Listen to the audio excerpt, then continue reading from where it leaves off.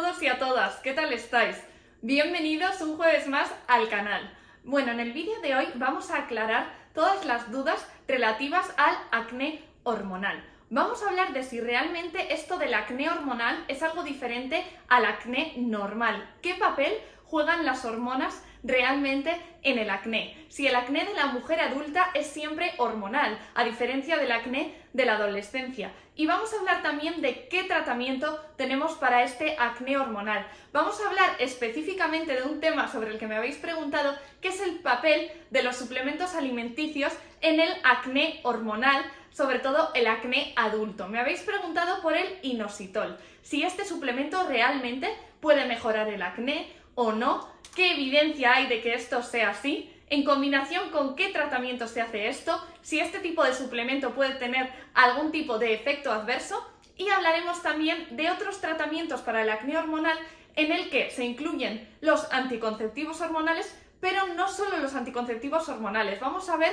que tenemos otras alternativas de tratamiento para el acné hormonal. Si os preguntáis muchas veces, he hecho muchos tratamientos para el acné, incluyendo el tratamiento con isotretinoína, que como sabéis es un retinoide oral que se toma en pastilla, que se considera el tratamiento más intenso, más fuerte para el acné severo o para el acné que no mejora con otros tratamientos. Si os ha pasado que habéis utilizado este tratamiento una vez o incluso varias veces y volvéis a tener acné, volvéis a recaer, es importante que entendáis que en muchos de estos casos hay un papel de las hormonas subyacente que tenemos que conocer y tratar adecuadamente para que el acné se elimine de una vez por todas y no vuelva a aparecer.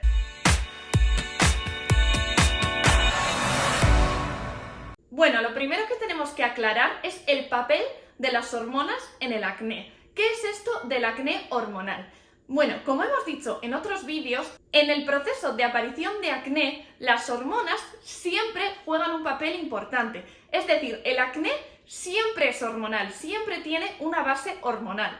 ¿Qué es lo que pasa? Que en el acné de la adolescencia, el acné juvenil, que aparece sobre los 13, 14 años, hasta los 16, 17, 18 años, el rol de las hormonas en el acné es un rol fisiológico, es un rol que no es algo patológico, que no es algo malo, sino que ocurre en todos nosotros. ¿Qué pasa en la adolescencia? Pues que aumentan los niveles de las hormonas masculinas, que son los andrógenos. Esta elevación no se produce solo en hombres, aunque lo llamemos hormonas masculinas, sino que se produce también en mujeres. Y estas hormonas masculinas tienen algunos efectos en la piel que favorecen la aparición de acné. Sobre todo, algo fundamental es que estimulan la actividad de las glándulas sebáceas, hacen que las glándulas sebáceas de la piel produzcan más sebo, y esto favorece que aparezca el acné. Pero como decíamos, en este momento de nuestra vida, en la adolescencia, es normal que se eleven estos niveles de los andrógenos. Por eso, aunque hay un factor hormonal implicado que desencadena el acné también en este acné adolescente o en este acné juvenil, no se suele llamar acné hormonal, porque esta elevación de los andrógenos es algo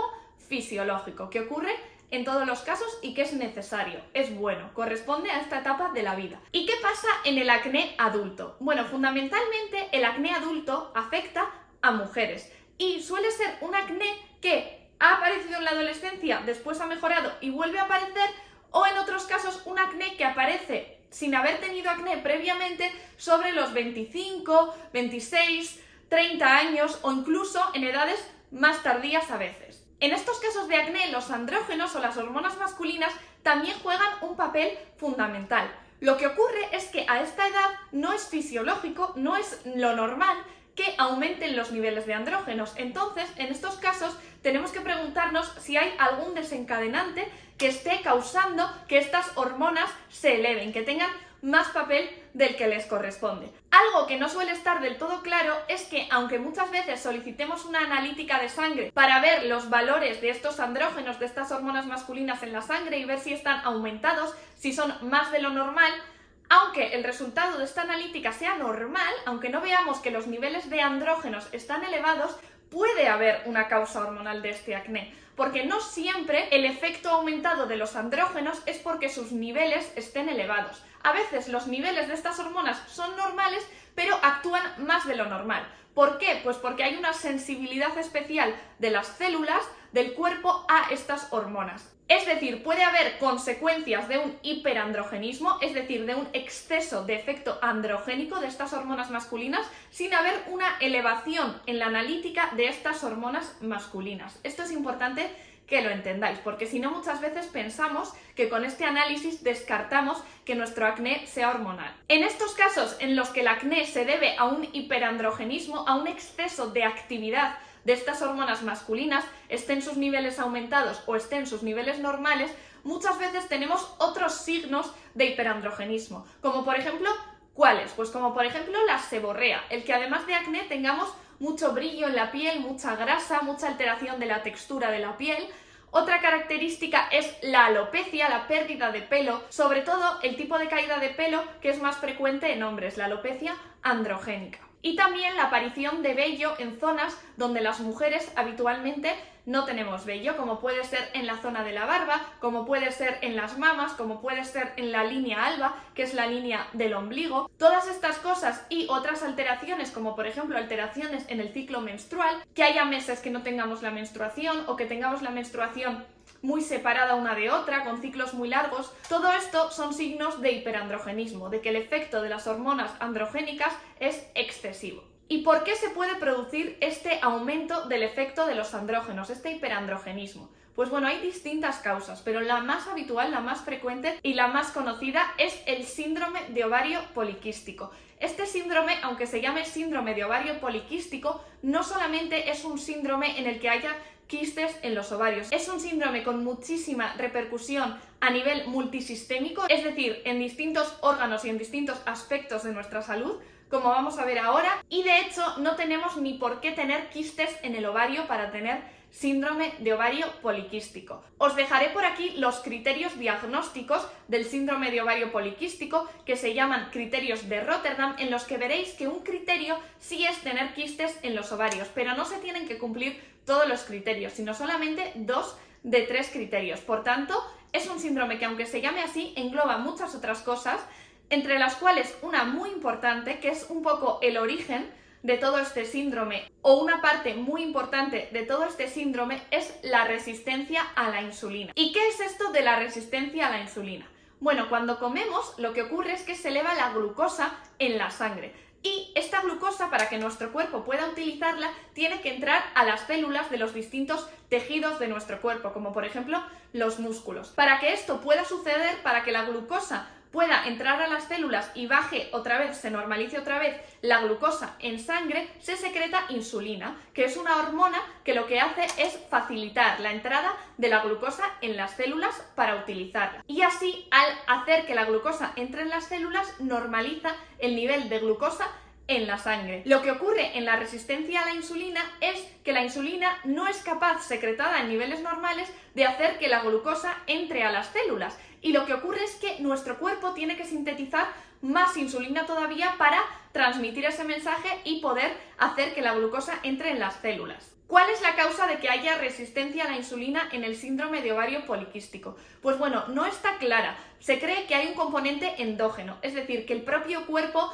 tiene como una sensibilidad disminuida a la insulina y le hace falta secretar más. Pero sí que se ha relacionado mucho también con la presencia de sobrepeso y obesidad. En el sobrepeso y en la obesidad, que muchas veces está relacionado con el consumo de alimentos con mucho azúcar, alimentos refinados, con alto índice glucémico, el cuerpo necesita secretar mucha insulina para que todo ese azúcar, alimentos refinados que consumimos, entre a las células, y el tener que secretar todo el rato insulina para producir este efecto hace que a largo plazo se produzca una resistencia a la insulina y que el cuerpo tenga que secretar más insulina. ¿Y cómo se relaciona esta resistencia a la insulina con el hiperandrogenismo y con el acné? Pues bueno, lo que ocurre es que la hiperinsulinemia, esta insulina excesiva que tenemos que secretar cuando existe una resistencia a la insulina, estimula la producción ovárica de andrógenos, hace que los ovarios produzcan más hormonas masculinas. y esto, como decíamos, estimula la síntesis de grasa, la secreción sebácea de nuestras glándulas sebáceas y favorece el acné. Y además de favorecer el acné, este efecto excesivo androgénico también va a favorecer el resto de cosas que decíamos, la seborrea, la alopecia, el hirsutismo o aparición de pelo en zonas en las que normalmente no existe pelo en las mujeres.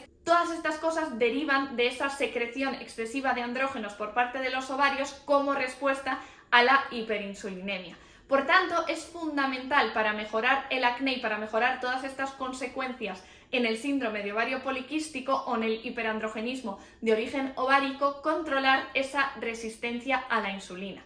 Por eso va a ser muy importante cosas tan sencillas como seguir una dieta sana, equilibrada, con bajo contenido en azúcares, favoreciendo la ingesta de alimentos integrales, de legumbres, de frutos secos. También va a ser muy importante el ejercicio y también puede ser interesante el uso de fármacos como la metformina para mejorar esa resistencia a la insulina o el uso de algunos suplementos alimenticios como el inositol, que sí que tiene cada vez más estudios de que es un suplemento que puede ayudar de forma significativa a mejorar esa resistencia a la insulina. ¿Qué es esto del inositol? Pues bueno, el inositol se ha puesto muy de moda como suplemento alimenticio, pero realmente es una molécula o es un componente que tenemos de forma natural en nuestro cuerpo, que forma parte de las membranas celulares de nuestras células y que participa en muchísimas funciones de las células. Por eso se ha visto que el suplementar inositol puede tener múltiples beneficios en el organismo, no solamente a nivel de regular el metabolismo de la glucosa y de mejorar la resistencia a la insulina, sino también en muchas otras cosas que también comentaremos un poco por encima. En nuestro cuerpo el inositol se forma a partir de los fitatos a través de unas enzimas llamadas fitasas. Hay distintas isoformas de inositol, distintas moléculas de la misma familia, hasta 9 isoformas de inositol, pero la que se suplementa fundamentalmente y sobre la que más estudios se han hecho es el nioinositol.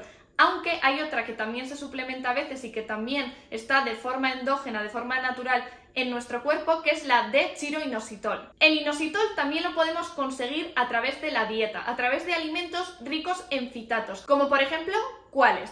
Las legumbres, los frutos secos, los cítricos y algunos cereales integrales, como por ejemplo el trigo. ¿Y cómo mejora el inositol la resistencia a la insulina? Pues bueno, lo que hace es aumentar la transferencia o el transporte de algunos receptores de las células que son necesarios para que la glucosa entre en la célula, que son los receptores GLUT4. Favorece que estos receptores se muevan a la membrana celular y por tanto que le sea más fácil a la glucosa entrar en la célula y que no se necesite tanta insulina, tanta secreción exagerada de insulina para conseguir que la glucosa entre en las células. Se han hecho distintos estudios sobre si el inositol mejora o no mejora el acné, sobre todo en pacientes con síndrome de ovario poliquístico, y es verdad que hay resultados un poco controvertidos, hay estudios que no han notado mejorías significativas, pero la mayoría de los estudios sí que han demostrado una mejoría que incluso en algunos estudios es equiparable a la que se consigue con metformina, que decíamos que es un fármaco antidiabético que también mejora esta resistencia a la insulina.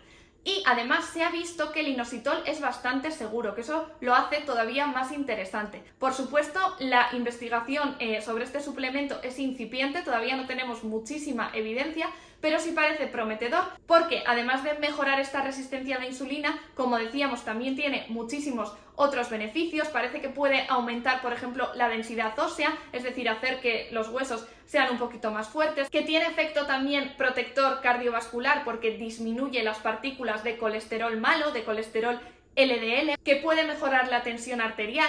Por tanto, parece que tiene múltiples beneficios que hacen que sea un suplemento interesante. En general, la mayoría de los estudios han utilizado los suplementos de inositol para el acné a dosis de entre 1 y 4 gramos al día, sobre los 2 gramos al día, y como os decía, sí que han visto resultados interesantes, aunque todavía no concluyentes. Tendremos que esperar a ver más estudios, pero sí parece un suplemento prometedor, que nos podría ayudar en estos casos de acné secundario a hiperandrogenismo por síndrome de ovario poliquístico.